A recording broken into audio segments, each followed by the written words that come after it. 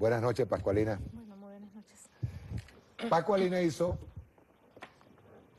un trabajo que a mí me encantó. Se llama Desabastecimiento e Inflación en Venezuela. Yo no voy a hablar mucho. Pascualina es profesora en la Universidad Simón Bolívar Así es. y trajo unos gráficos, pero yo quiero que comencemos primero porque de dónde surge pues el hacer este trabajo. Creo que estás adelantando otro por allí, Sí. ¿verdad?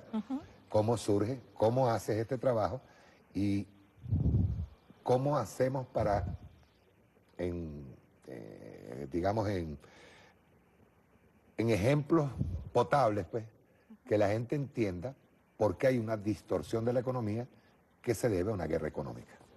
Bueno, perfecto. Bueno, gracias por la invitación primero. Gracias a ti, Pascualina. Bueno, ¿por qué surge el trabajo? El trabajo que hacemos los investigadores, ¿no? Nosotros observamos la realidad, nos inquieta, nos llama la atención. ¿Y qué observamos? Los dos principales problemas económicos que tenemos los venezolanos en estos momentos, que son el desabastecimiento de algunos rubros muy particulares y la inflación, ¿verdad? Dada esa situación, ¿cuál es el procedimiento? Nosotros observamos y tratamos de dar explicación de lo que está ocurriendo. ¿Cómo? Basándonos en una teoría, las teorías económicas principalmente. O sea, ¿cómo explicamos desabastecimiento e inflación con lo que nos dice la teoría económica? Y ahí arrancamos la investigación, ¿no? La investigación está dividida justamente en dos partes, el componente desabastecimiento y el componente inflación. Las preguntas generadoras, bueno, ¿por qué hay desabastecimiento? ¿Por qué en algunos rubros sí y en otros no? Por ejemplo, ¿qué diferencia hay? ¿Qué caracteriza una crisis económica si fuese una crisis económica y no una guerra económica? ¿En qué medida estamos hablando de una crisis y no de una guerra económica? Digamos que esas fueron las preguntas generadoras. Y de la misma manera para el caso de la inflación, ¿no? ¿Qué es lo que está pasando? ¿Por qué de repente se incrementó en los niveles de precio? Ese fue el objetivo de la Y el nodo investigación. central, realmente nosotros tenemos un modelo agotado, un modelo acabado, porque la oposición habla del modelo agotado, el modelo socialista. Sí. ¿Cuál es el modelo realmente que está agotado? Bueno, y hay que tener mucho cuidado, ¿no? De cuál modelo, ¿no? Para que no nos confundan. Una cosa es el modelo rentista, que es un modelo que no es nuevo, es histórico, ¿verdad? Y que es dependiente del petróleo, sobre todo de los precios del petróleo que se fijan en un mercado internacional. ¿Y por qué es un modelo que no se está diciendo ahorita que es agotado, sino desde hace tiempo? Porque es muy vulnerable a los precios del petróleo, que ni siquiera son precios internos. Dependemos en gran medida de la renta y la mayoría de las divisas que entran al país es por ese concepto, petróleo. Son pocas las que entran por otros rubros. Eso no significa que también hay que tener cuidado, ¿no? Con el discurso de que solo producimos petróleo, no es verdad. O sea, nosotros producimos petróleo y genera la mayor cantidad de divisas, pero también producimos otras cosas, ¿no? Que no necesariamente exportamos y por lo tanto no generan divisas. Pero cuando uno revisa el Producto Interno Bruto, que es lo que mide el tamaño de la economía, petrolero y no petrolero, el petrolero está por encima del no petrolero, ¿no? Y ahí hay que tener mucho cuidado. Entonces, ese es un modelo, el modelo rentista, monoexportador, dependiente del petróleo. Otro modelo, y ahí es donde se genera la confusión, es el modelo denominado socialista, revolucionario, chavista, a partir del 99, ¿no? Independientemente de que haya o no haya renta, que ha habido de las últimas décadas, la manera como se distribuye esa renta es lo que diferencia el modelo después del 99 y antes del 99. Entonces estamos hablando del fracaso de cuál modelo, del agotamiento de un modelo rentista, que es histórico, o el fracaso de un modelo instaurado a partir del 99. Y cuando hablamos del fracaso, digamos que es parte del discurso de un modelo socialista, revolucionario, etcétera, un fracaso para quién, ¿no? Y ahí hay un aspecto bien importante, que la economía y los discursos nos llevan a un análisis solo y exclusivamente económico. Entonces hay inflación, el modelo fracasó. Estoy hablando del modelo socialista, revolucionario. Hay desabastecimiento, fracasó porque son indicadores económicos. pero hay que complementar el análisis es bien limitado si uno no complementa, por ejemplo, qué ocurrió con la pobreza, con indicadores sociales, qué ocurrió con los niveles de alimentación y nutrición de la población, con las condiciones de salud, con la educación. Son indicadores sociales que si uno no los incorpora, entonces solamente por ver la variable precio, uno no puede decir el modelo fracasó. De hecho, cuando uno compara el modelo después del 99, donde se evidencia un crecimiento económico y se evidencia una caída de la pobreza, de los niveles de pobreza, y lo compara antes del 99, uno se da cuenta que antes del 99 también creció la economía, pero ¿qué pasó con la pobreza? Aumentó. Entonces uno se pregunta, bueno, si a ti la teoría te está diciendo, tú aumentas la torta, ¿verdad? El tamaño de la torta aumenta la economía. Para tú disminuir la pobreza, porque antes del 99, que crecimos, más bien aumentó la pobreza. ¿Dónde está esa generación de riqueza? ¿Hacia dónde se fue? Y definitivamente hay modelos distintos, al margen del modelo rentista. En los dos casos el modelo era rentista, desde el punto de vista de la renta petrolera. Pero antes del 99 eran políticas más neoliberales, ¿verdad? Eran políticas donde no se protegía el empleo, donde el empleo disminuyó, aumentó el desempleo, donde se congelaban los salarios, donde la política era hacia la privatización, con la Agenda Venezuela, claramente.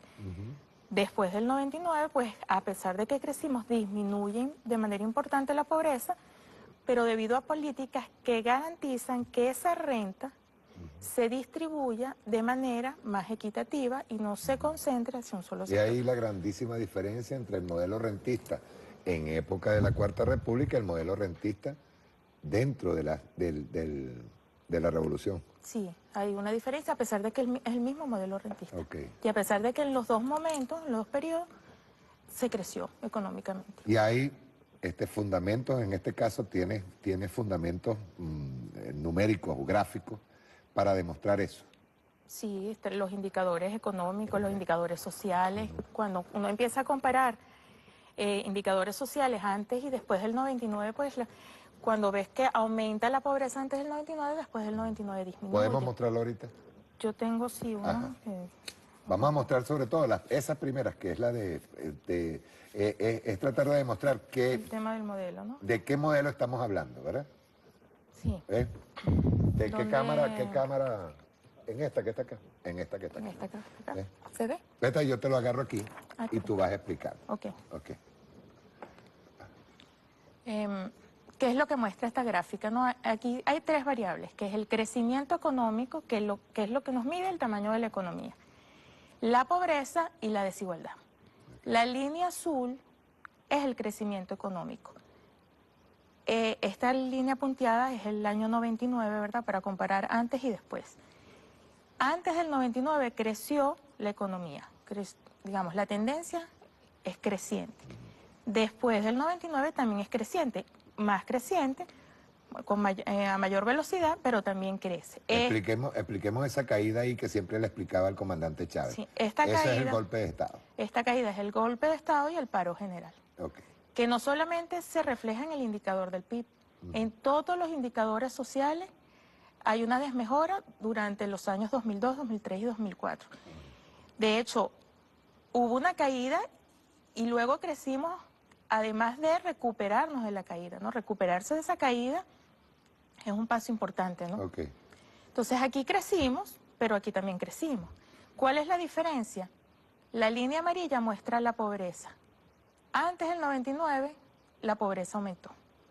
Había un crecimiento, pero la pobreza aumenta. Ajá, distribuimos y disminuye la pobreza, pero eso no ocurrió, más bien la pobreza aumenta. Por lo tanto, ese ingreso adicional fue a otros sectores, si uno lo quiere medir en términos de factores de producción, trabajo y capital, más hacia el factor capital que al factor trabajo, ¿verdad? Ganaron pocos y perdieron muchos. Y hubo una concentración. Ajá.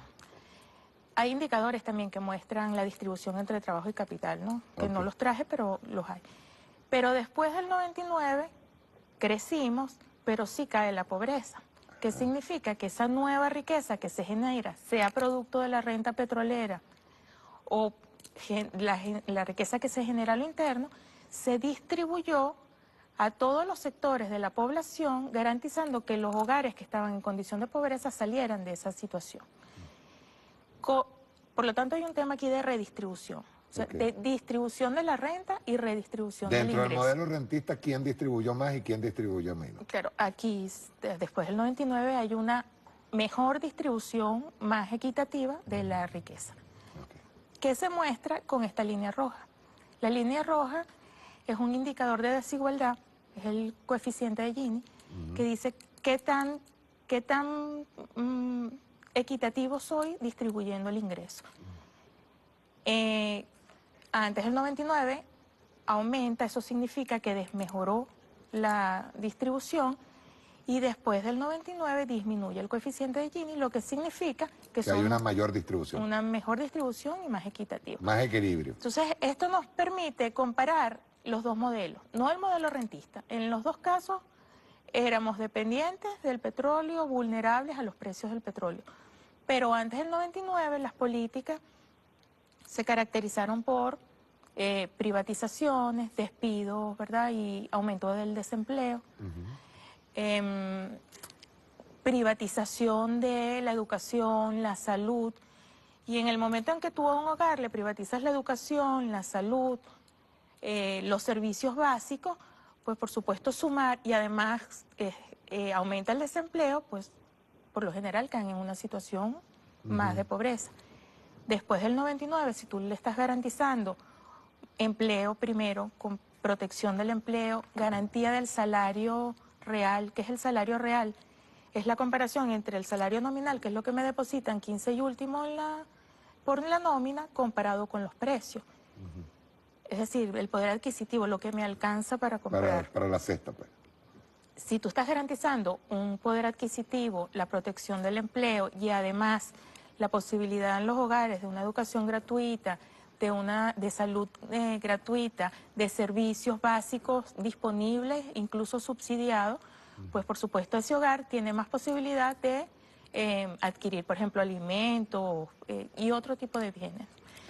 Eso es comparando los dos modelos. Y el caso en el caso de desempleo, que podríamos dejar todavía, sí, para que veamos lo de desempleo. Sí, esto de alguna forma es otro indicador. Ajá, pero tiene que ver con este que está aquí.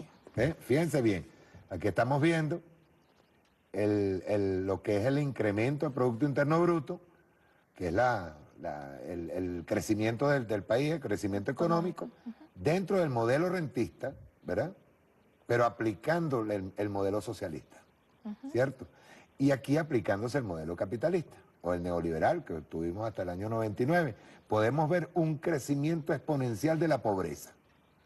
Esto implica que el capital, que ha ido creciendo también, se metió todos los reales, estoy explicándolo de la forma más simple, se metió toda la plata mientras hubo masivos despidos, la mano de obra disminuye, hay mayor desempleo. Aquí está lo del desempleo, para que lo veamos. Claro, aquí lo que se muestra es que antes del 99 el desempleo aumenta a pesar de que creció la economía, que es contradictorio porque uno espera, ¿verdad? Si está creciendo la economía, aquí lo vemos, porque... ¿no? Aquí vemos el crecimiento de la economía hasta el año 99, ¿cierto? Sin embargo, el desempleo aumenta. ¿Qué esperaría uno? Que si está creciendo la economía también aumenta el empleo. ¿Qué significa eso, que aumenta el desempleo a pesar del crecimiento? Bueno, se reducen las contrataciones y sobre todo disminuye el empleo público a través de las privatizaciones. Entonces hay despidos masivos por el empleo público, ¿no? Y ahí también hay que tener mucho cuidado porque parte del discurso es que el empleo público no es productivo, ¿no? Y el Estado es ineficiente. Y hay que tener mucho cuidado, ¿no? Porque que le digan a un médico y a una enfermera que está en el sistema público que no es productivo, o a un maestro que está en una escuela que no es productivo, o a un profesor que está en una universidad que no es productivo, o a una empresa del Estado, no es verdad, ¿no? O sea, son tan productivos como si lo estuviesen haciendo en una empresa privada. O incluso hasta un colectivo, una empresa mixta. O una empresa mixta, o que incorpore parte de, digamos, propiedad del Estado, ¿no? Y aquí vemos. Y al contrario, a partir de esto, igual, este pico es el 2002, Vean bien 2003. aquí el crecimiento, ¿no? El Producto Interno Bruto es el azul. Y vean el nivel de desempleo a pesar de la crisis económica, a pesar de la guerra económica, Sí. que ese es el nombre real, Sí. a pesar de la guerra económica. Que es importante porque una de las cosas que uno observa cuando, digamos, que generan la investigación es si hay crisis, si de verdad hay una crisis, entre otras cosas uno esperaría una tasa de desempleo alta, Claro.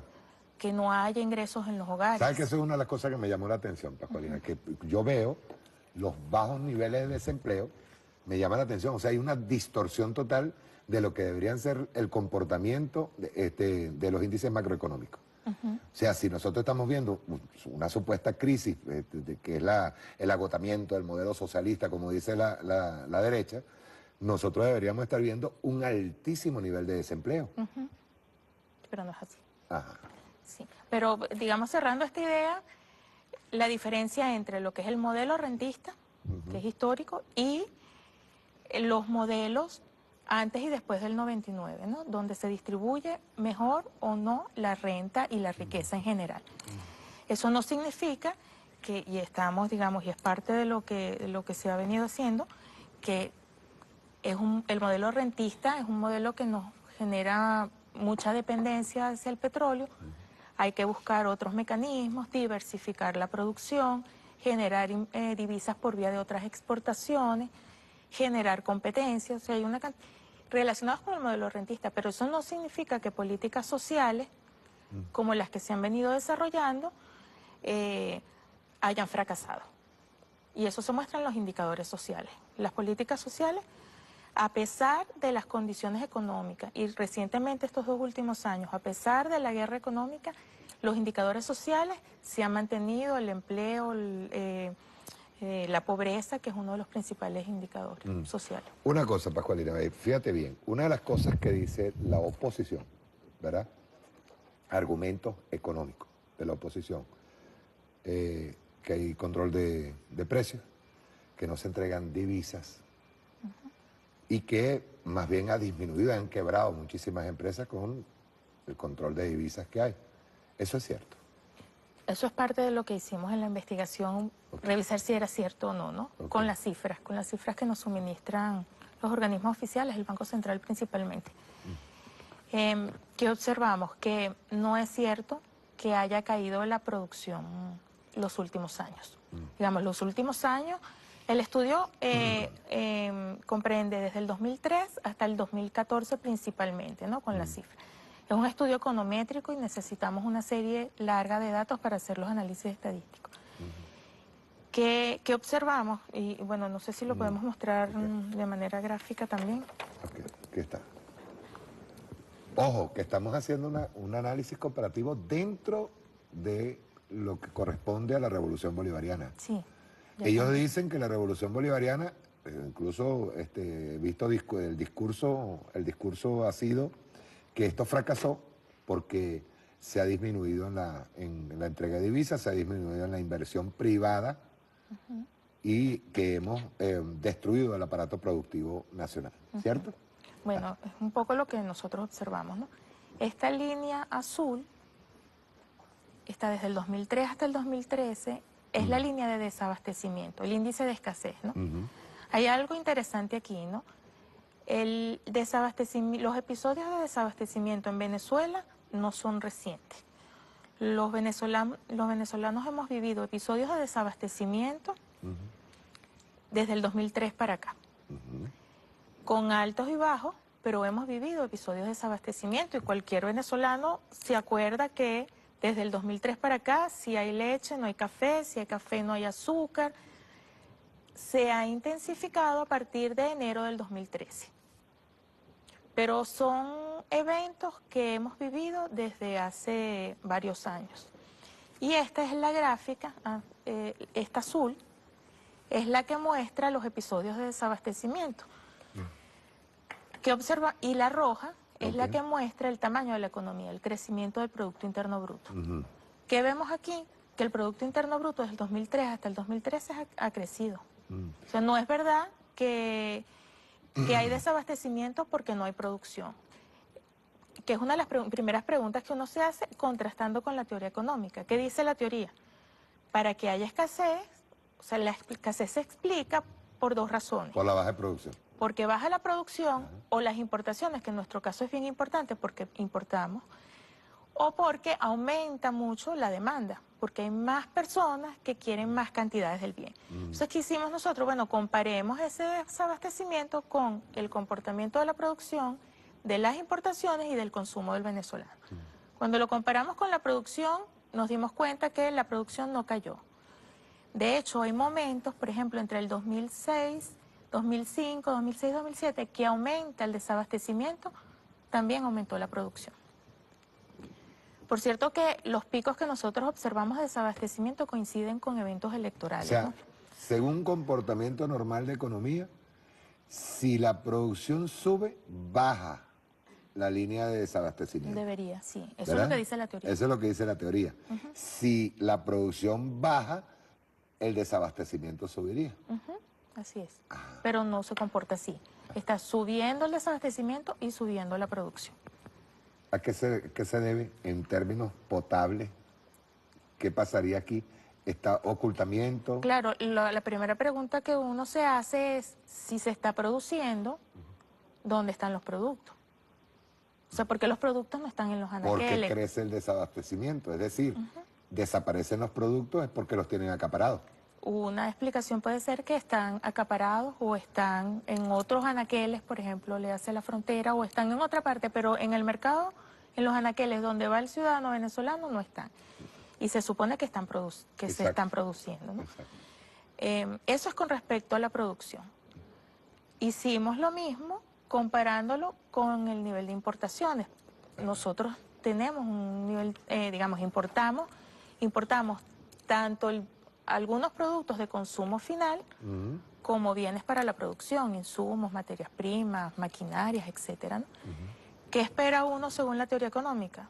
Si, Que de paso es de lo que nos acusa la oposición.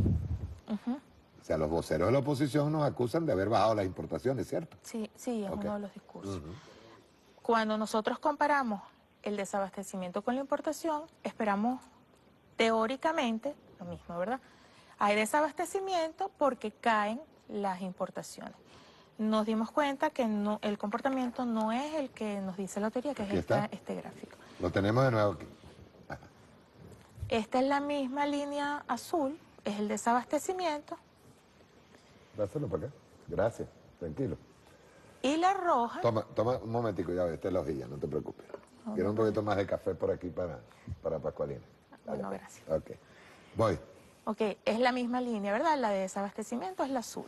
Es la misma que tenemos aquí, para que se vea. Sí, es exactamente la misma. Es el desabastecimiento, lo tenemos aquí, y aquí lo tenemos versus Las importaciones. las importaciones. Ok. Uno espera que este aumento, por ejemplo, del desabastecimiento esté relacionado a una caída de las importaciones, pero es que ocurrió lo contrario. Las importaciones aumentaron desde el 2003 hasta el 2013, tomando los dos extremos, en casi un 400%. Las importaciones medidas en dólares. Entonces, igual uno dice, bueno, si aquí está aumentando el desabastecimiento, ¿por qué aumenta si la producción no cae y las importaciones tampoco? Claro. Entonces, ¿dónde están los productos importados y los productos producidos? ¿Cuál fue la siguiente pregunta siguiendo la teoría? Bueno, es que debe ser que lo que estamos produciendo y lo que estamos importando no es suficiente para todo lo que estamos consumiendo los venezolanos de más, que es también otro argumento. Es que el venezolano ahorita consume más. Efectivamente consumimos más y eso se explica. O sea, si hay una disminución del desempleo, los hogares tienen ingresos, ¿verdad? Porque hay empleo, la tendencia es a consumir más. Pero el incremento del consumo del venezolano durante todos estos años ha sido menor que el incremento de la producción y de las importaciones. O sea, sigue, a ver si me logras entender esto, sigue en existencia mercancía que no sabemos dónde está.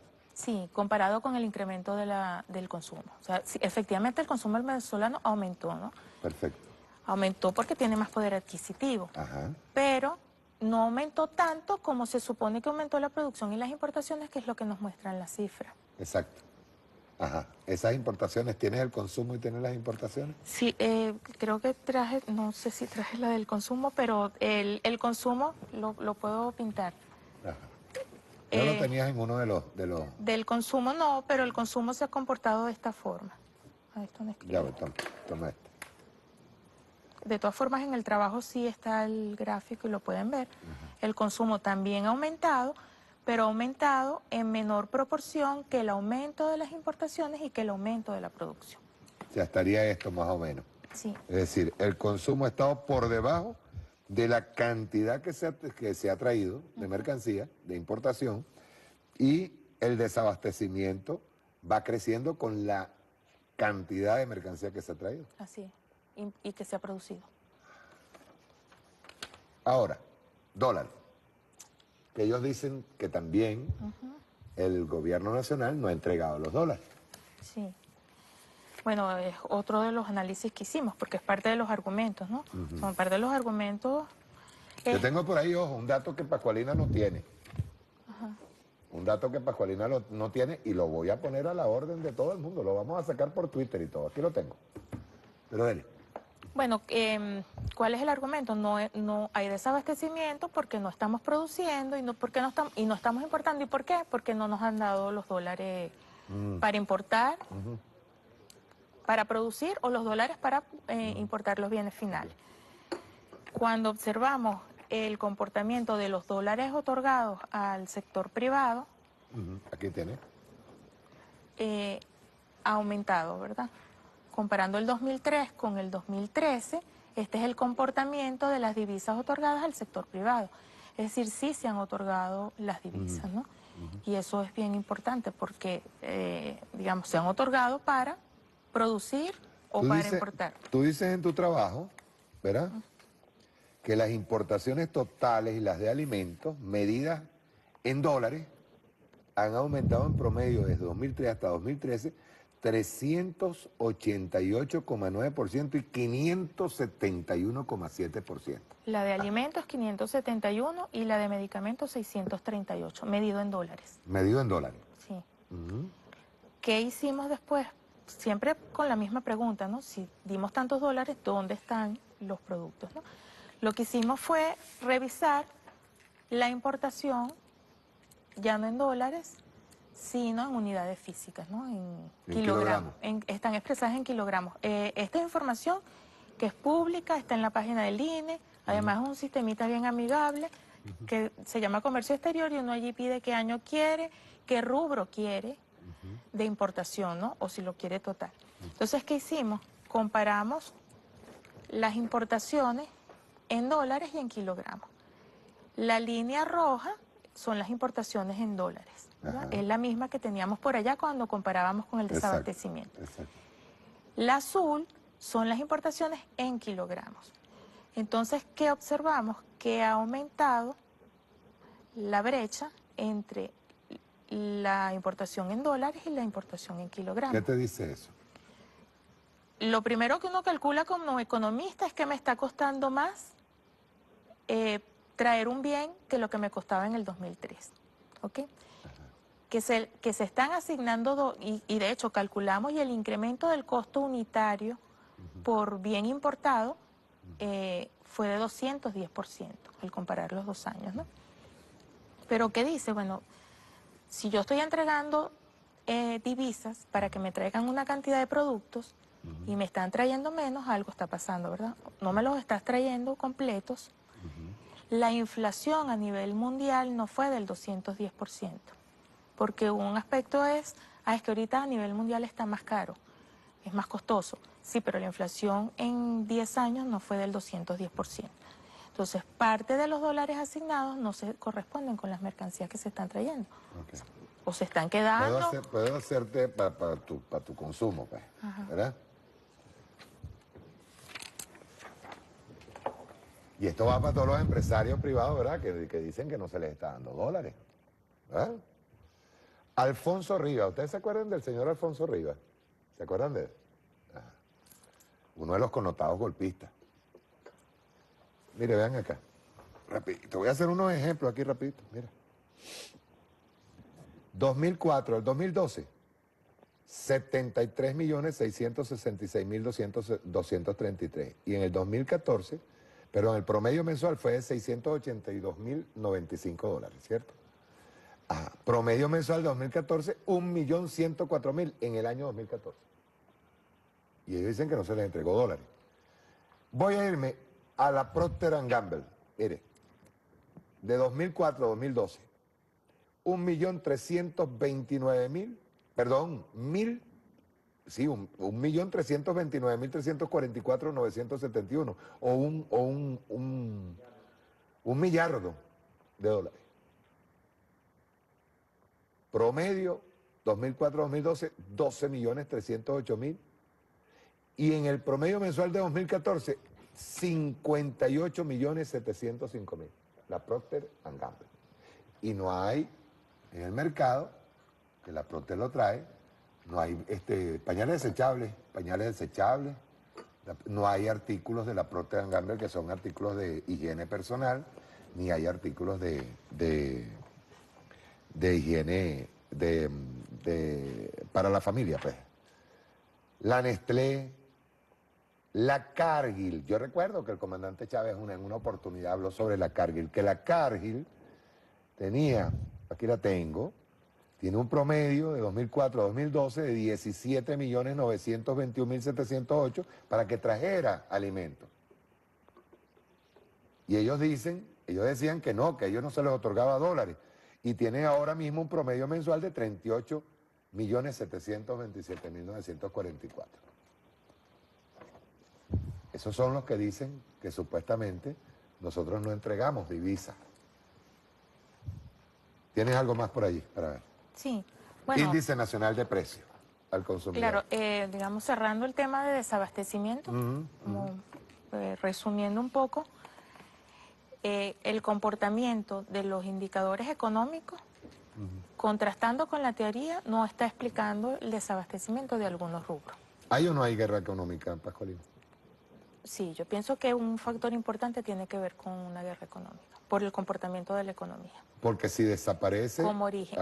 Esa guerra económica, por supuesto, ha implicado una situación económica de alza de precios, caída de la producción recientemente, pero el origen está relacionado con manipulación de algunas variables y otros factores que no son económicos. Cualitativamente uno también hace un análisis, ¿no? Y preguntas que se generan y bueno, cualquiera que hace una cola y que somos muchos, se da cuenta de muchos aspectos. Y es la característica de los bienes que están en desabastecimiento, que es bien importante, ¿no? Si hubiera una crisis económica general, pues... faltará de todo. Sí, sobre todo los bienes menos necesarios, que son los primeros que, bueno, porque el hogar, ¿verdad? Va a comprar primero alimentos, digamos, medicamentos, y si no va a comprar los otros, el productor no va a producir otros bienes, si nadie se los va a demandar. Sin embargo, aquí hay todo tipo de bienes, pero hay unos bienes muy particulares que están faltando. ¿Cuáles son esos bienes y qué características tienen? Y económicamente está tipificado y es bien importante el comportamiento de esos bienes. Son bienes de primera necesidad. Cesta básica. Son alimentos, son medicamentos y son productos de higiene personal y del hogar. Bienes asociados a la vida, ¿no? Y a la salud, alimentos y medicamentos. Son bienes difíciles de sustituir. Es decir, si yo soy hipertensa y necesito un antihipertensivo, yo no puedo tomar otra cosa que no sea un antihipertensivo. ¿Okay? Si el consumo del venezolano, según la encuesta nacional de alimentos que hace semestralmente el INE, me dice que el primer rubro es harina precocida, el segundo es café, el tercero son bebidas gaseosas, el cuarto es el arroz. Son bienes que los venezolanos consumimos a diario, ¿ok? Que es difícil de sustituir también porque forman parte de la cultura del venezolano. Pero allí uno se pregunta, por ejemplo, ¿por qué no hay colas para las bebidas gaseosas? Primero, si hubiese crisis, también faltarían las bebidas gaseosas, pero ¿por qué no hay cola para la bebida gaseosa y sí para el café? Si no hay bebidas gaseosas, de repente el venezolano toma jugos naturales o toma agua, pero si le falta la harina precocida, es más fácil de sustituir. Exacto. Si le falta la harina precocida o el café o el arroz o el pollo, ¿verdad? digamos ya dentro del hogar choca con la cultura del venezolano. Son bienes, además, cuya producción y distribución, porque no es solo un tema de producción, sino de distribución, está concentrado en pocas empresas, ¿no? Y allí uno se pregunta, por ejemplo, el plátano es uno de los principales productos que consumimos los venezolanos, dentro de los 20 primeros. Si hubiese crisis económica, pues entonces habría cola para los plátanos, para la guayaba, para la naranja, que son bienes que consumimos los venezolanos dentro de los 20 primeros rubros. Entonces uno se pregunta cómo es que esa crisis económica no le afectó al pequeño campesino y sí está afectando a la agroindustria que concentra gran parte del mercado de estos bienes, ¿no? Entonces, cualitativamente uno también, más allá de la cifra, observa que hay unas características de estos bienes que lo llevan a pensar a uno que no es un tema de crisis general, sino que es muy particular, con unos bienes muy particulares. O sea, se escogieron premeditadamente. Bueno, son bienes que le tocan al venezolano y eso es importante, el tema que entraron a la casa del venezolano. Tú tienes, por ejemplo, una gráfica que me llamó la atención, que tiene que ver con el desabastecimiento y los tiempos, los momentos. Y luego te voy a hacer una pregunta, ¿no? Pero quiero que lo explique. Aquí lo tienes, ¿eh? Índice mensual de escasez, ¿verdad? Ajá. Sí. Parte de la investigación, nosotros identificamos qué se lee en esta gráfica. En primer lugar, lo que les decía, el desabastecimiento en Venezuela no es algo reciente. Hemos tenido varios episodios desde el 2003. Luego ha sido creciente la tendencia, a pesar del aumento de la producción y de las importaciones, ¿no? Y luego hay unos picos que cuando nosotros observamos los picos coinciden con procesos electorales.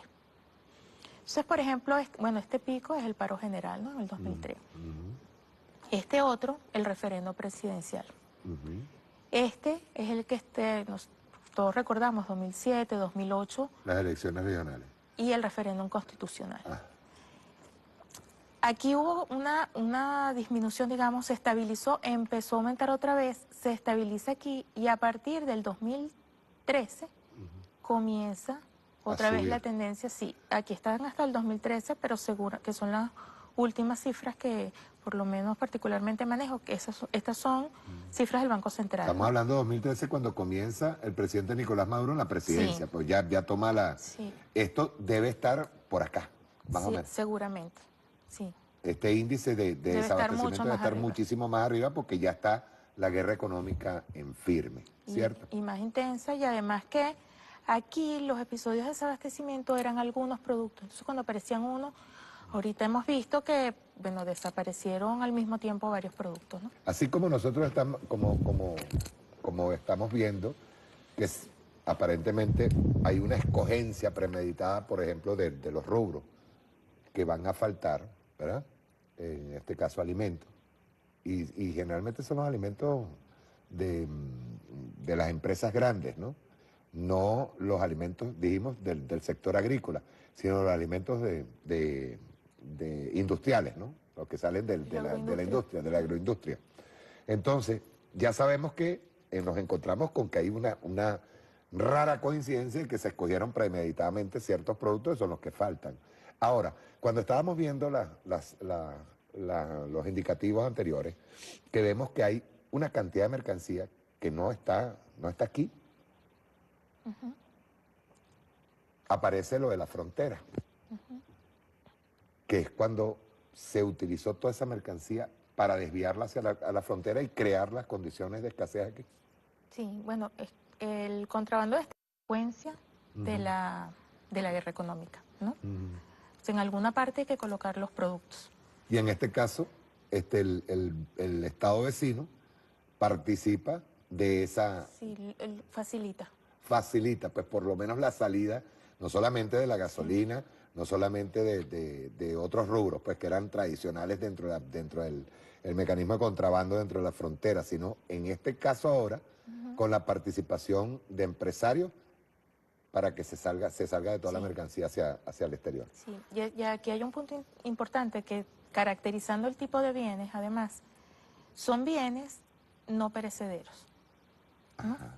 De fácil almacenamiento, de fácil transporte, ¿ok? Eso no es igual que haya desabastecimiento o que se pueda generar un acaparamiento, un desabastecimiento programado de un producto agrícola, que digamos en una semana ya prácticamente El está. fenómeno de las colas. Estamos hablando del fenómeno de las colas en este momento. Siempre hay dinero para comprarlo. Sí, porque la tasa de desempleo disminuyó. Es una distorsión también económica. Sí, claro, ahí, digamos, los hogares tienen ingresos por la vía del empleo, ¿verdad? Dijimos que el desempleo disminuyó. Ciertamente el tema de la inflación ha afectado. Y esto es un punto, pero sigue habiendo, digamos, hay recursos para comprar. O a precio controlado en la cola o incluso en ese mercado negro que nosotros denominamos bachaqueo. ¿Ok? Digamos, está la posibilidad y la capacidad de demanda. ¿Qué ocurre? Que hay otro efecto, que es el tema inflacionario, que lo podemos conversar ahorita. Ya ahorita yo estoy esperando lo vamos a conversar, que también ha afectado, ¿no? Sí. Pero el efecto de las colas, ahí hay un tema importante, que tiene que ver con el comportamiento del consumidor. Económicamente, en la teoría económica, cuando una persona va a comprar algo, esa persona, el demandante, el consumidor, pasa por un proceso de toma de decisiones que a veces es inconsciente. Uno a veces ni siquiera piensa lo que está decidiendo, depende de lo que va a comprar, ¿no? Pero uno se pasea por el precio del bien, por la cantidad de ingresos que yo tengo, por el precio de los bienes sustitutos. Si hay otro bien que me lo sustituye y cuesta menos, pues yo me voy por el otro, por los gustos. Pero hay una variable que es muy importante y que está tipificada en la teoría económica, que son las expectativas. Y es una variable principalmente psicológica. Y esa variable tiene efecto sobre el comportamiento del consumidor.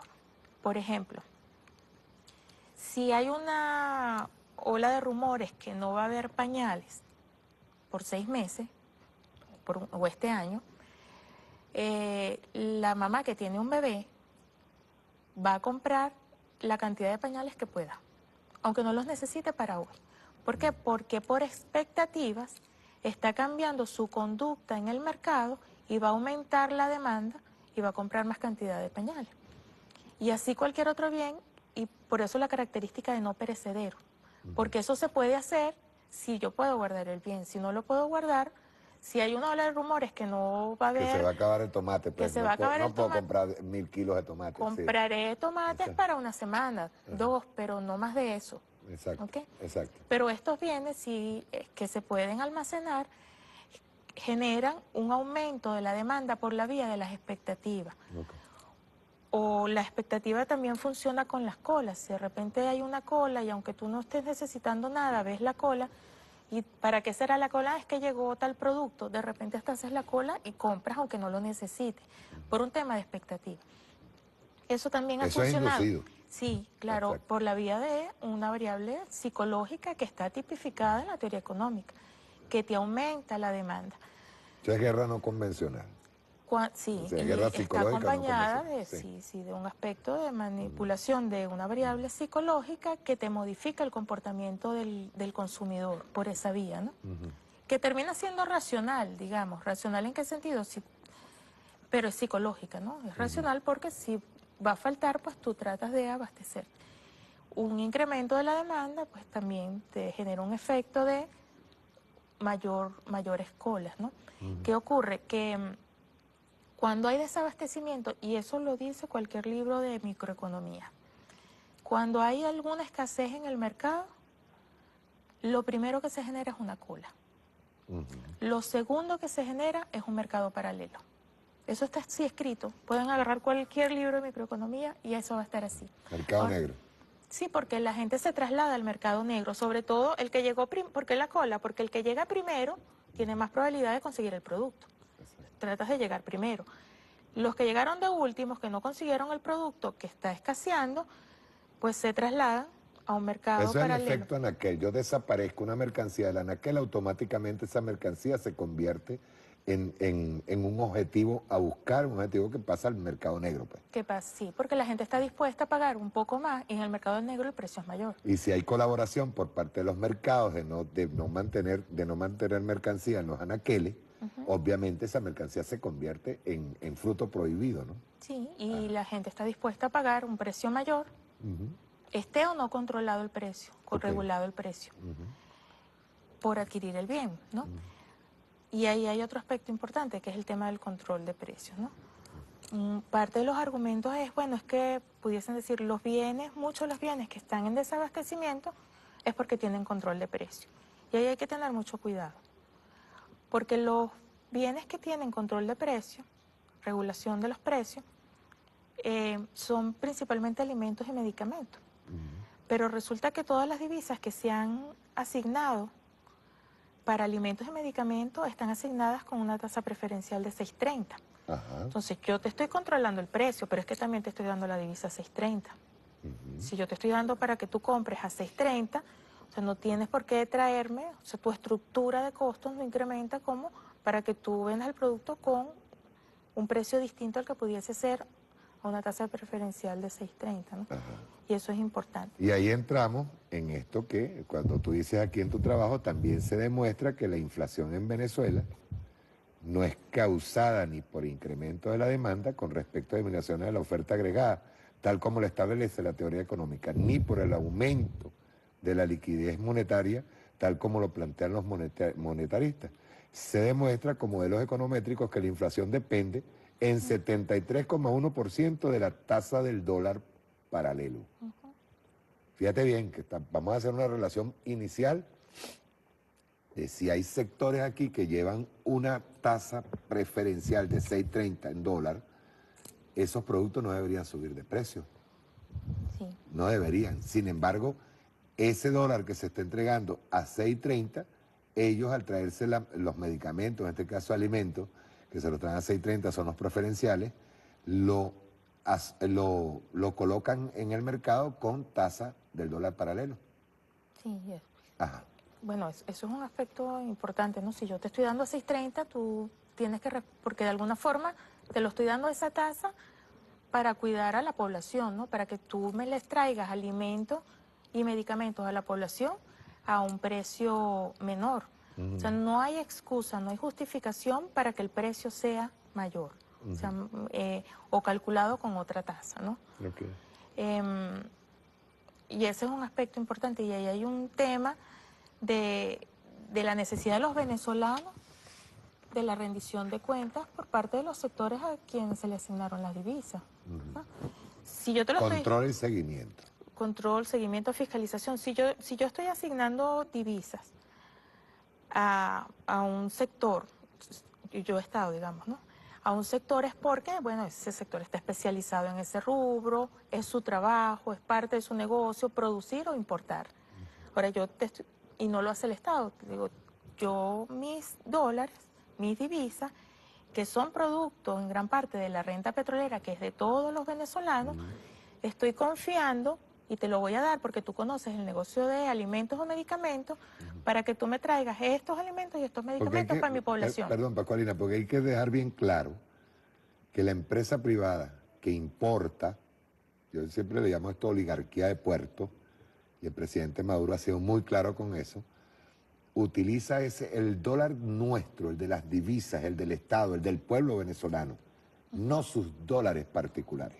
Así es, sí. Y esos dólares que les da el Estado son en su gran mayoría producto de la renta internacional del petróleo, que es de todos los venezolanos, ¿verdad? Exacto.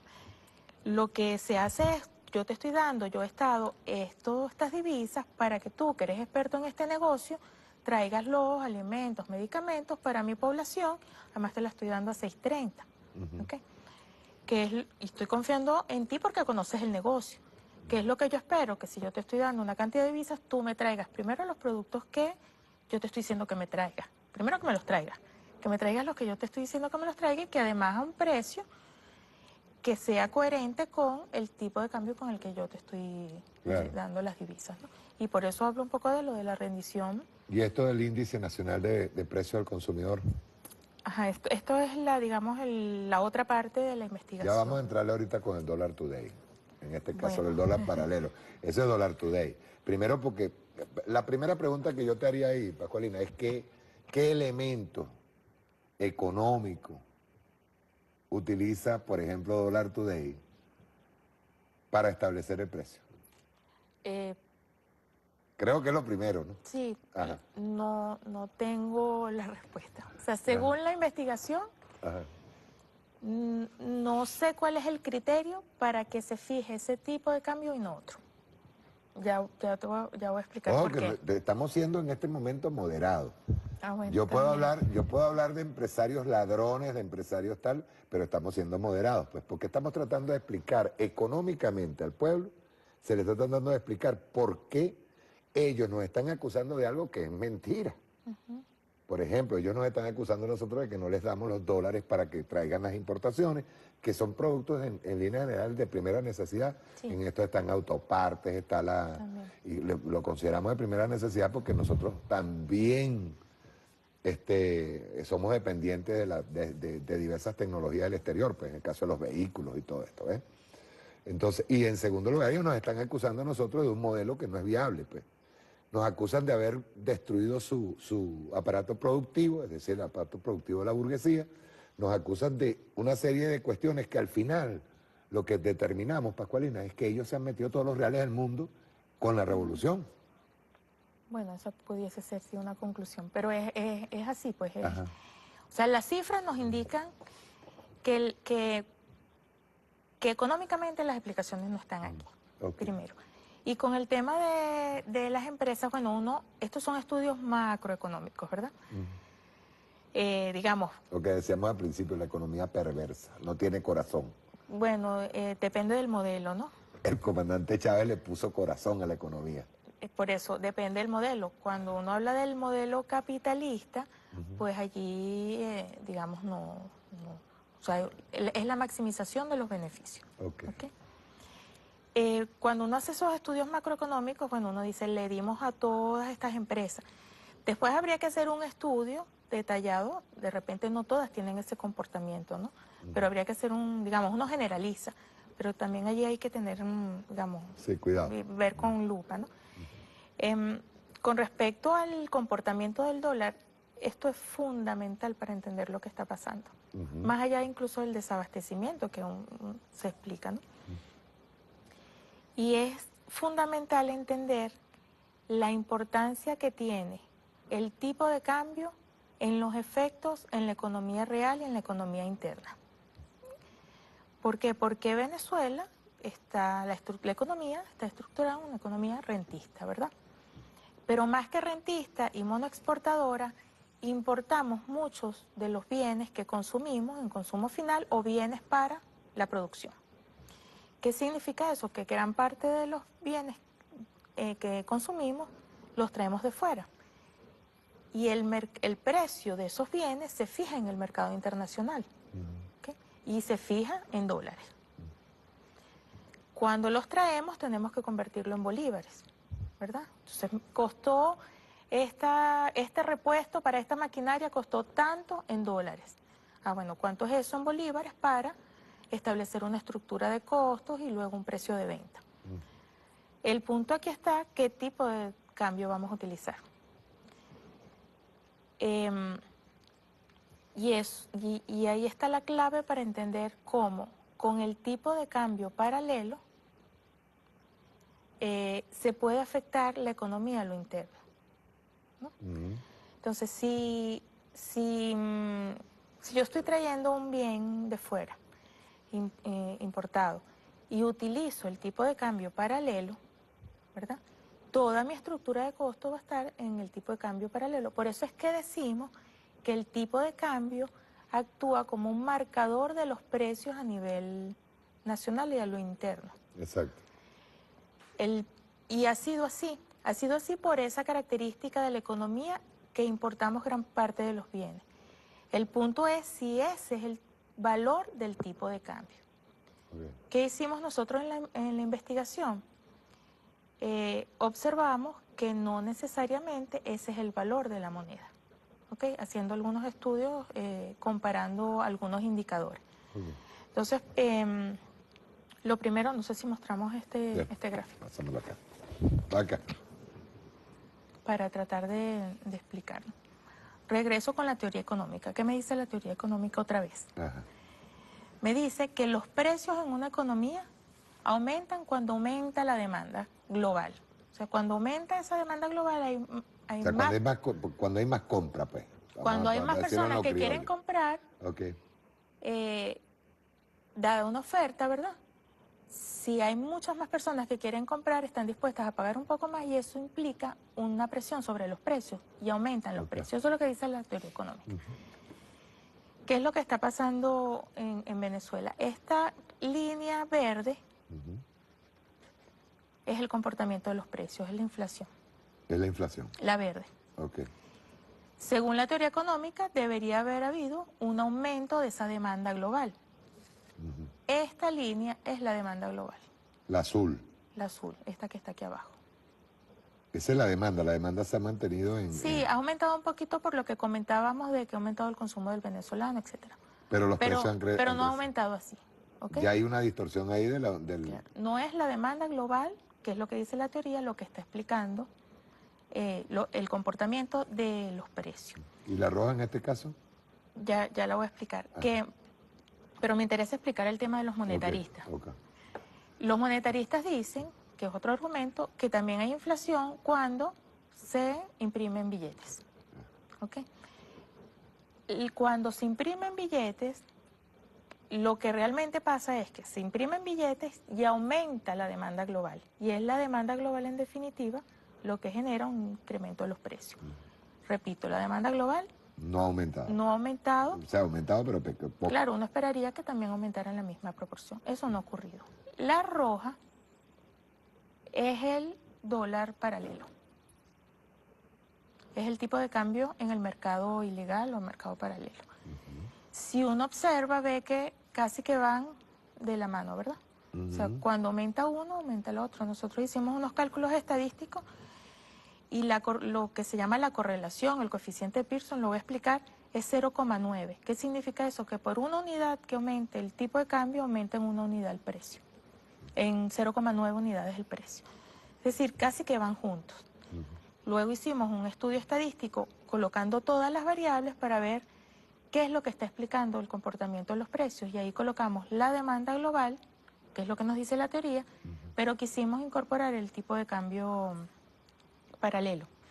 Y ahí es donde obtuvimos que ese tipo de cambio paralelo está explicando en un 73% el comportamiento de los precios.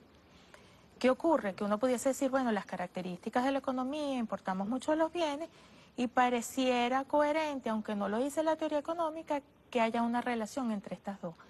El problema no es solo ese, sino si efectivamente ese es el precio de la moneda. Y como ese no es el precio de la moneda, es lo que está generando distorsión en la economía. O sea, ve bien lo que te voy a decir aquí. Este dólar paralelo, primero que no tiene fundamento ninguno, la forma en que sube. O sea, no hay fundamento económico para nada, ¿verdad? Y obviamente está siendo digamos, el que obliga a esta curva de los precios. Realmente la que incide en esta curva de los precios es el dólar paralelo, porque la demanda no, que es lo que hablas tú cuando hablas de la teoría económica, la demanda no es la que ha impulsado el precio. Los dos factores están asociados, fue lo que nos dio, pero lo que está determinando el comportamiento de los precios es el dólar paralelo, no la demanda global. El dólar paralelo en un 73%, la diferencia es la demanda global. Okay. ¿No? Ahora, el problema es si ese es el valor de la moneda, ¿no? ¿Qué hicimos? Y otra vez, ¿qué nos dice la teoría económica? El valor de la moneda está sustentado principalmente en las reservas internacionales de un país. En la medida en que tienes más reservas internacionales, bueno, tu moneda es más fuerte. Y al revés, en la medida que disminuyes tus reservas internacionales, se debilita tu moneda. Entonces, ¿qué hicimos? Bueno, comparemos qué ha pasado con las reservas internacionales, a ver si tiene alguna relación con el comportamiento del dólar. paralelo. ¿Qué esperaría uno? Que ese incremento del dólar paralelo estuviese acompañado de una caída abrupta de las reservas De las internacionales. reservas internacionales. Ajá. Okay. Aquí tenemos. Dólar paralelo versus reserva. Las reservas. Si uno ve, van parejos, ¿verdad? Exacto. Este es el dólar paralelo y estas son las reservas internacionales. A partir de un momento, 2007-2008, las reservas han caído un poco, pero no han caído de manera de explicar el comportamiento del dólar. O sea, uno esperaría una caída abrupta, ¿no? Y estadísticamente también hicimos las mediciones. No hay uno espera una correlación negativa y alta como estos años, pero eso no es lo que está ocurriendo. No hay una correlación importante ni negativa. Es decir, que desde el punto de vista económico, las reservas, que es la que nos dice, digamos, qué tan fuerte o no es nuestra moneda, en este caso no tiene ninguna relación con el comportamiento. Ahora, ¿qué pasa con, cuáles son las implicaciones? Que solamente el manipular o colocar un valor en el tipo de cambio paralelo tiene dos efectos en la economía, ¿no? Actúa como una marioneta y unos hilitos. Tiene dos hilitos. El primer hilito es lo que ya vimos, una consecuencia directa sobre los precios. Porque ya vimos que, ya lo vimos. Que cuando aumenta el dólar paralelo, aumentan los precios. Exacto. ¿Qué significa que aumentan los precios en el común, que es lo que nos interesa en la población? Que si me están aumentando los precios y mi salario nominal se mantiene, mi poder adquisitivo disminuye. Es decir, que es una manera de entrar al hogar venezolano por la vía de la pérdida del poder adquisitivo. Me cuesta más comprar los productos. Ve bien, Pascualina, aparte de estarte quitando o escondiéndote, acaparándote productos de primera necesidad, en este caso alimentos, y productos de higiene personal, higiene para el hogar, aparte de estarte haciendo eso, te están atacando también al salario. El salario real, exacto, sí, el poder adquisitivo. Okay. Ha habido esfuerzos de incremento del salario nominal para equiparar un poco pero lo que está afectando es el poder adquisitivo del venezolano y su salario real, ¿no? Sí. Y es su día a día. Entonces, el primer efecto de un tipo de cambio que no se corresponda con las variables económicas es un efecto de inflación que en el ciudadano común toca en el bolsillo por la vía del poder adquisitivo. Eso también tiene un efecto que lo hemos visto recientemente con los indicadores en la economía, que también está tocando, y ahora sí, pero originado por una guerra, tocando indicadores y variables económicas a la pequeña y mediana empresa. ¿Por qué? Ajá, ¿por qué? Porque si tú tienes un hogar, ¿verdad? Y tienen unos ingresos por la vía del salario, y tu poder adquisitivo disminuye, ¿qué es lo primero que uno hace en el hogar? Recompone su estructura de gasto. Exacto, gasta menos. Gastas lo que tienes, pero priorizas y gastas alimentos, medicamentos, y hay otros rubros que dejas de comprar porque, bueno, no te alcanza. Esos rubros que estás dejando de comprar porque no te alcanza afecta al que está produciendo y distribuyendo esos rubros. La pequeña y mediana industria. Por ejemplo, también algunas grandes, pero la pequeña y mediana industria, no del sector alimentos, medicamentos, sino otros rubros menos necesarios, está afectada y de alguna forma eso viene a explicar el comportamiento del PIB recientemente, ¿no? Publicado por el Banco Central. Entonces, hay un efecto importante, o sea, esa manipulación se traduce en el poder adquisitivo. ¿Qué es lo que ocurre? Que el poder adquisitivo, cuando hablamos de poder adquisitivo y de salario real, estamos hablando de la clase trabajadora, la clase obrera, la que vive de un salario. Exacto. Y en la actividad económica, alrededor o un poco más del 80% vivimos de un salario. Es decir, estamos tocando a un gran porcentaje de la población por la vía del poder adquisitivo, ¿no? Los que no son dueños de su trabajo, sino que son dueños del capital, tienen mecanismos en un modelo capitalista de ajustarse, ¿verdad?, por la vía de los precios, a pesar de lo que estoy comentando de la pequeña y mediana industria, ¿no? Entonces ese es como el primer hilo que toca el poder adquisitivo del venezolano. El otro hilito, cuando uno mueve el tipo de cambio, es también el desabastecimiento. ¿Por cuál vía? Además de el desabastecimiento programado. ¿Por cuál vía? Por el incremento de la brecha entre la tasa preferencial y el dólar paralelo. Entonces, ¿qué ocurre? Que el incentivo de no traer los productos con un dólar preferencial a 6.30, porque lo puedo vender al precio del dólar paralelo, aumenta de no traerlo, y también por esa vía se genera un desabastecimiento por reducción de la oferta, y el desabastecimiento, como hemos visto, también influye sobre los precios.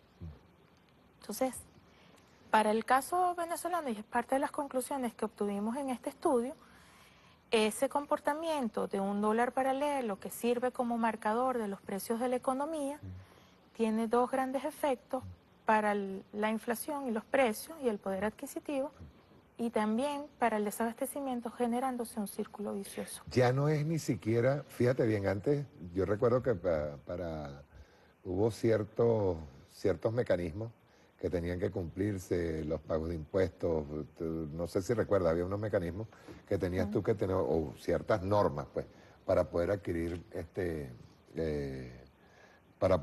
divisas, ¿verdad? Para quienes importaban o eran pequeños importadores, incluso algunos de ellos que eran pequeños importadores. Ahora no, ahora muchos dependen es de los grandes importadores. Decía, a estos que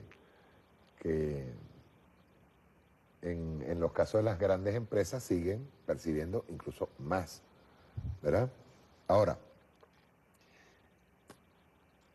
todos estos elementos, ahora en el estudio que hiciste, todos estos elementos que te indican que primero hay una distorsión, ¿cierto? Sí. Ok, ahora, ¿qué te indican finalmente? Hay un mecanismo de distorsión de la economía inducida para, digamos, desestabilizar a un país y obligarlo a rendirse, a pesar de que incluso hasta los primeros gráficos que mostramos, a pesar de haber una mejor distribución de la riqueza, a pesar de haberse dentro de una economía rentista, se hizo una distribución real de la riqueza. ¿A qué conclusiones ustedes llegaron con este Sí, bueno, estudio? la primera conclusión es que la teoría económica no lo está explicando. O sea, el comportamiento de lo que está ocurriendo con desabastecimiento e inflación no se explica con factores económicos. Por lo tanto, hay factores externos distintos a lo que dice la teoría económica que están explicando el comportamiento de algunas variables. Esos factores distintos que no incorpora la teoría económica, ciertamente uno puede pensar que son factores más de tipo político, ¿verdad? Con alguna intencionalidad, ¿verdad? Con algún mecanismo de manipulación que, como te digo, o sea, manipular el tipo de cambio, el efecto es multiplicador en la economía, ¿ok? Por los dos sentidos. Con algunas intenciones, ciertamente estás llegando al hogar, estás entrando a la casa del venezolano, por la vía de los bienes de primera necesidad que no los consigue y por la vía de la pérdida del poder adquisitivo. O sea, inicialmente estamos hablando de un plan de intervención directa en el núcleo más sensible, que es el núcleo de la familia. Sí, y que somos más del 80% de la población, que somos la clase trabajadora. Exacto. Y luego, por supuesto, eso crea las condiciones para toda una distorsión general de la economía en el país, ¿no? Sí, una distorsión de la economía, un malestar. ¿Estaríamos hablando de golpe económico? No sé si la palabra es golpe económico, pero sí hay una manipulación de las variables, y yo me iría más por lo de guerra económica. Guerra económica. Y guerra no convencional. Además que esto... Se incrementó desde el momento en que el presidente Nicolás Maduro se incrementó Nosotros vimos cómo lo de la escasez, lo del desabastecimiento, y yo diría que acaparamiento y desaparición de los productos, siempre fue una variable que se trabajó en base a buscar descontento en la población, ¿verdad? Sí, Pero desde el momento en que entra el presidente Nicolás Maduro al poder, se intensificó ¿a qué grado? sí, se intensificó bastante. No sé si me permites la ¿Cómo no? lámina ¿Cómo? de la inflación y ahí se ve claramente a partir del 2000, esta. Que ojo, esta la tenemos hasta el 2013, ¿no? Sí, ya ahorita O sea, está. Pero y, aquí, y la variación de 2013 a la fecha ha sido mayor, muchísimo más terrible, sí, sí, y más acentuada. más acentuada. Pero aquí se ve claramente un punto de inflexión a partir del inicio del 2013. No sé si se ve en la Acá mismo, sí, gráfica. ya lo están viendo. Viene, hay como dos momentos, ¿verdad? Primero aquí 2007-2008, que empezó a aumentar, igual sin criterio, pero a partir del 2013 el punto de inflexión es impresionante, ¿no? El tema de la inflación, de la manipulación del tipo de cambio. Una pregunta, Pascualina. Nosotros tenemos aquí elementos como para llevarles al pueblo. ¿De qué hablamos? Enseñarle al pueblo qué. Eh, bueno, en primer lugar, Porque, pues, o sea, si suponemos que todas las variables macroeconómicas aquí no tienen nada que ver con la economía, se evidencia una guerra económica, ¿cierto? Ahora, ¿cómo enfrentarla? sí. ¿Cómo? Bueno, primero, mucha conciencia, ¿no? O sea, primero entender lo que está pasando. Entenderlo, reconocerlo, aceptarlo, ¿no? Porque una cosa es decir en el discurso, sí, hay guerra económica, y otra cosa es de verdad reconocer y entender en qué estamos, ¿no? De la guerra económica. Yo creo que es de parte y parte, ¿no? O sea, una parte del gobierno para enfrentarla. Yo siento que se han hecho esfuerzos en el tema del poder adquisitivo, con el incremento de los salarios nominales, el precio justo. Es una manera de enfrentar contrarrestar esa pérdida del poder adquisitivo por la vía de abastecer alimentos, medicamentos, por la vía del Estado es otro mecanismo. No ha sido suficiente. Yo pienso que hay que fortalecer la fiscalización, control y la rendición de cuentas por parte, por ejemplo, de las empresas del sector privado, a quienes se les han otorgado las divisas. Incluso la del Estado, o sea, tiene que haber fiscalización y control absoluto. Públicas y privadas. Yo te hablaba al principio, antes de entrar al programa, te hablaba de lo que de lo que tiene que ser una economía quirúrgica. O sea, pues tenemos y yo la denomino de esa manera, pues uno tiene que irse a la médula. O sea, no, en este momento no se admiten errores. Y hay que saber qué es lo que se está haciendo. Sí, por eso, una fiscalización en todo sentido, quirúrgica, como tú dices. Ajá. Y luego la incorporación del pueblo, ¿no? Con conciencia. Por ejemplo, la clase trabajadora ahorita, a mi modo de ver, tiene un rol fundamental en este proceso de control desde las bases, ¿no? No solamente del gobierno, sino desde las bases.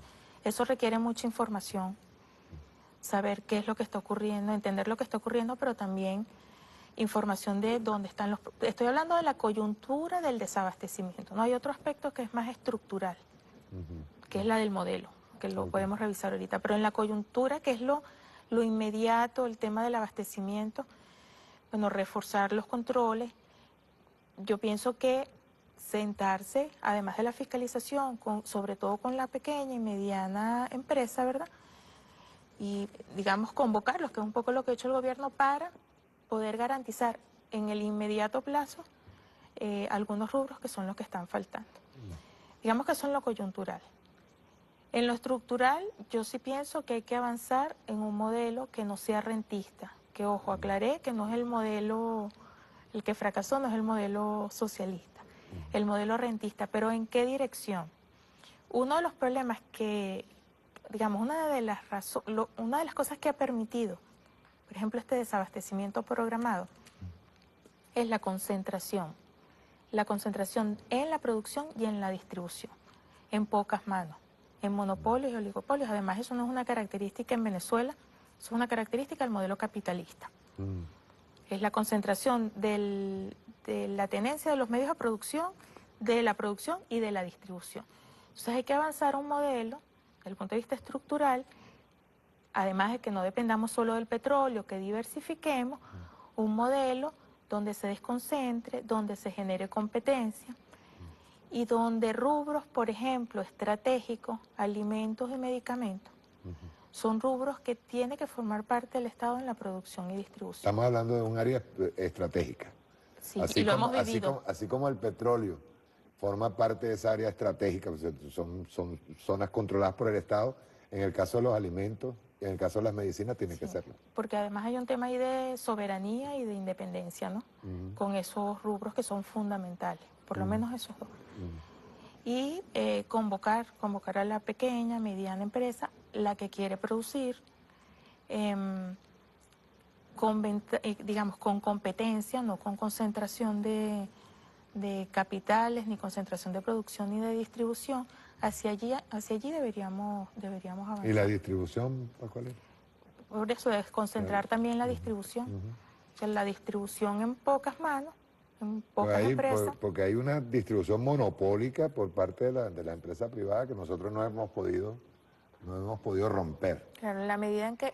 Pero eso es un comportamiento del modelo capitalista a nivel mundial, ¿no?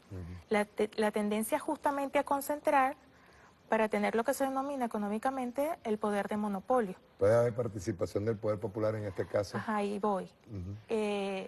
Avanzar un modelo donde haya modos de producción social, por ejemplo. ¿Okay? No necesariamente solamente en producción, dueños de capital y trabajo, sino cooperativas. Yo creo que hay que avanzar hacia ese modelo. También, ¿no? Puede ser lo mismo. Complementando con... las comunas. Complementando con empresas mixtas, sobre todo en rubros estratégicos, empresas solamente privadas. Una pregunta, Pascualina. El modelo capitalista en este momento, sobre todo por lo que hemos visto últimamente, incluso vimos una baja terrible en toda la bolsa mundial. Eso lo estuve explicando aquí, William Serafino, lo estuve averiguando si efectivamente hay una crisis mundial, en este momento una crisis del capitalismo. Incluso se habla de la posibilidad de que sea peor que la del año 29, 23, de la crisis de la década de los 20. De la década de los 20. Se habla incluso de una caída terrible. Es más, la Rus y los que hablan de basar la economía norteamericana en el oro, ¿verdad? Te hablan de la posibilidad de que esa caída económica esté originándose ya desde el 2008. O sea, viene en caída, pues. ¿Cuál de los dos modelos, en este caso, el modelo capitalista que estos pretenden, pues, nos dicen a nosotros que nosotros fracasamos, ¿verdad? ¿Cuál de los dos modelos en este momento van cayendo en barrera? ¿Y cuáles las perspectivas para el mundo, pues, por ejemplo, en lo económico? Bueno, el modelo capitalista, digamos, ha pasado por varias crisis, ahorita está pasando por otra. Y tiene una característica que además busca la manera de escaparse de algunas crisis, ¿no? Pero es un modelo que, como decíamos al principio, es un modelo que se centra en lo económico. O sea, no es un modelo que contempla ni incorpora los aspectos sociales, ¿no? Y de alguna forma hay que incorporar los aspectos sociales en el modelo general, ¿no? El modelo, llámalo socialista, más o menos avanzado. Pero en la medida en que tú tienes una concentración de capitales en pocas manos, a nivel mundial, cada vez menos eso va a ser menos sustentable. ¿Okay? O sea, va a ser menos sustentable, ya hablando en términos de la humanidad, ¿no? Y va a crear crisis, pero no crisis solamente económica, va a crear crisis sociales. Claro, crisis sociales. Revoluciones, incluso. Sí. Incluso van a haber partos dolorosos, pero obvio, porque tú no puedes, o sea, una concentración de mucha cantidad de dinero en pocas manos va a originar al final que los afectados, que son las mayorías, van a levantarse, pues. Así es. Es obvio. Sí. Ok, un consejo ya al final a nuestro pueblo para enfrentar la crisis económica, para enfrentar la guerra económica. Bueno, en primer lugar, mucha conciencia, entender lo que está ocurriendo. Yo creo que eso es fundamental y yo creo que ahí ha habido de alguna forma fallas en comunicar, ¿no? De que se entienda que realmente cuando estoy en una cola, ¿por qué estoy en una cola y quién es el que está ¿Cómo decir, generando? cómo explicarle a ellos? Bueno, con Porque información, generalmente la cola va a originar molestia. claro, y genera molestia, y Ok. ese es el objetivo de Ahora, quienes ¿cómo generan la cola. explicarle? Yo pienso que con información, ¿no? No es igual que alguien esté haciendo la cola y que sepa por qué el producto está o no está. O sea, ¿a qué se debe que no esté el producto en el anaquel? ¿A que de verdad no dimos las divisas, no se importó o que no llegaron los productos a pesar de las divisas que se dieron, ¿no? O que tiene que ver con un desabastecimiento programado, ¿no? Y a eso me refiero, ¿no? De entender, digamos, dónde está el origen de esas colas. Y la movilización, para el pueblo, la movilización a través en cada uno de los espacios. El pueblo puede convertirse en el contralor, tiene que estar allí. Nosotros estábamos, y ahora para el día viernes, estábamos por hacer una propuesta, ¿no? Ujú. Tiene que haber un control desde la salida hasta la llegada Sí. de las mercancías, Por eso desde digo, que sale hasta que llega. claro, la clase Y, trabajadora por eso tiene un rol fundamental, porque es la que está allí. mm, La clase trabajadora es la que está ahí desde la línea de producción o desde el puerto hasta el anaquel. Y ahí hay Estás un rol haciendo un trabajo fundamental. ahorita, ¿no? Estoy sí, terminando otro, Cuando termine me lo pasa. con mucho gusto. Y muchas gracias, Pascualina Curcio. Muchas gracias por tu intervención No, aquí. gracias a Yo ustedes. repito, me gustó muchísimo el trabajo que hicimos. Creo que nosotros podemos tomar de aquí para explicar con gráficos a la gente qué es lo que está pasando. Qué es Sí, lo que está seguro. pasando. Y es para poder enfrentar la guerra económica y enfrentarla de lo racional, pues. Que es que la gente entienda qué es lo que pasa. Que no es que no es que no le estamos dando capital a la gente, no es que le estamos negando a esos sectores productivos de los que tanto habla la oposición, o no le estamos negando la posibilidad de crecer igual dentro de Sí. una economía socialista, pues. Sí, no dejarse confundir con el tema del modelo fracasado también es bien importante. Sí. Ok, muchas gracias, Bueno, Pacolina ustedes. Curcio. Nos vamos, chao, hasta el próximo sábado.